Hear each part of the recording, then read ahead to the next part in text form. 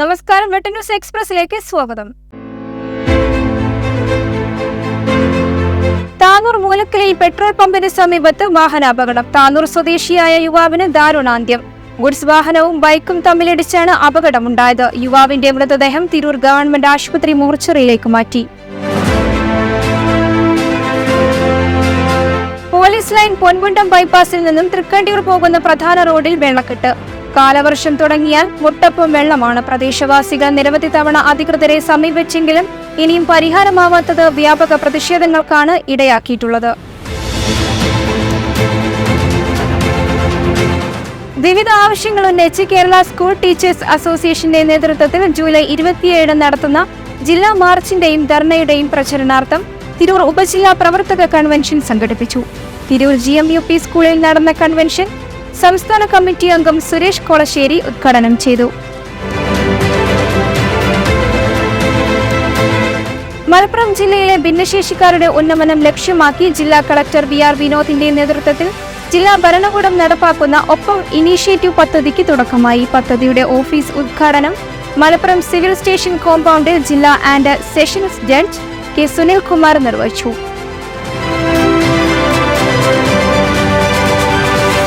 ഈ വർഷത്തെ ഹോമിയോപ്പതി ദിനാചരണം ശനിയാഴ്ച രാവിലെ കായിക വകുപ്പ് മന്ത്രി V. അബ്ദുറഹിമാൻ ഉദ്ഘാടനം ചെയ്യുമെന്ന് ജില്ലാ കളക്ടർ VR വിനോദ് വാർത്താ സമ്മേളനത്തിൽ അറിയിച്ചു.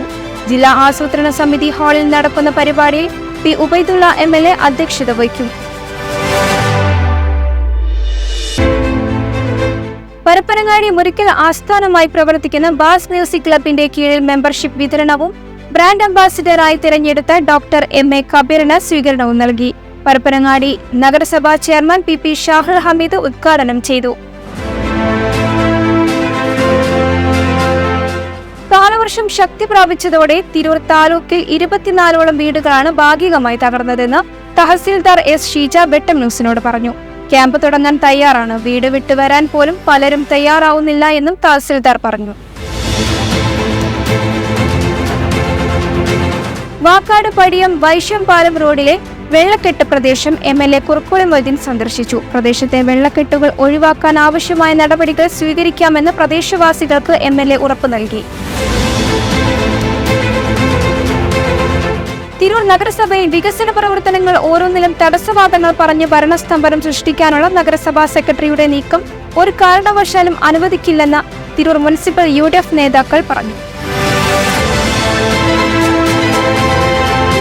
വീട്ടിൽ ഉറങ്ങിക്കിടന്ന യുവതിയുടെ കാലിലണിഞ്ഞ സ്വർണ്ണപാദസരവും മൊബൈൽ ഫോണുകളും മോഷ്ടിച്ച കേസിൽ 3 പേർ താനൂർ പോലീസിന്റെ പിടിയിൽ. തലക്കട്ടൂർ ഹാജിപ്പടി, മുണ്ടത്തോട് നൌഷാദ്, പരിയാപുരം കുഞ്ഞോട്ട് വിജിലാൽ, വയലത്തൂർ മാങ്ങോടി മുഹമ്മദ് സഹൽ എന്നിവരാണ് അറസ്റ്റിലായത്. 2023 മലയാള ചലച്ചിത്ര സൗഹൃദ വേദിയുടെ പ്രേം നസീർ പുരസ്കാരത്തിന് അർഹനായ ബാവ കൂട്ടായിക്ക് അഭിനന്ദന പ്രവാഹം. നിരവധി അംഗീകാരങ്ങളും അവാർഡുകളും ഏറ്റുവാങ്ങിയ ഗഫൂർ പൊക്കുന്ന് തിരക്കഥ എഴുതി സംവിധാനം ചെയ്ത ചുടുകണ്ണീർ എന്ന ഷോർട്ട് ഫിലിമിലെ മുഖ്യ കഥാപാത്രത്തെ അവതരിപ്പിച്ചതിനാണ് 73-കാരനായ ബാവ കൂട്ടായിക്ക് പ്രേം നസീർ പുരസ്കാരം തേടിയെത്തിയത്. ആരാധനാലയം നിർമ്മിക്കാൻ NOC അനുവദിച്ച ശേഷം കെട്ടിട നിർമ്മാണ പെർമിറ്റ് അനുവദിച്ചില്ലെന്ന പരാതിയിൽ സംഭവവുമായി ബന്ധപ്പെട്ട എല്ലാ രേഖകളും കമ്മീഷൻ ആസ്ഥാനത്ത് ഹാജരാവാൻ ഗ്രാമപഞ്ചായത്ത് സെക്രട്ടറിക്ക് സംസ്ഥാന ന്യൂനപക്ഷ കമ്മീഷന്റെ നിർദ്ദേശം. കമ്മീഷൻ അംഗം A. സൈഫുദ്ദീൻ ഹാജിയുടെ അധ്യക്ഷതയിൽ കഴിഞ്ഞ ദിവസം മലപ്പുറം കളക്ടറേറ്റ് കോൺഫറൻസ് ഹാളിൽ നടന്ന അദാലത്തിലാണ് നിർദ്ദേശം. ഈ വാർത്താ ബുള്ളറ്റിൻ പൂർണ്ണമാകുന്നു. നന്ദി, നമസ്കാരം.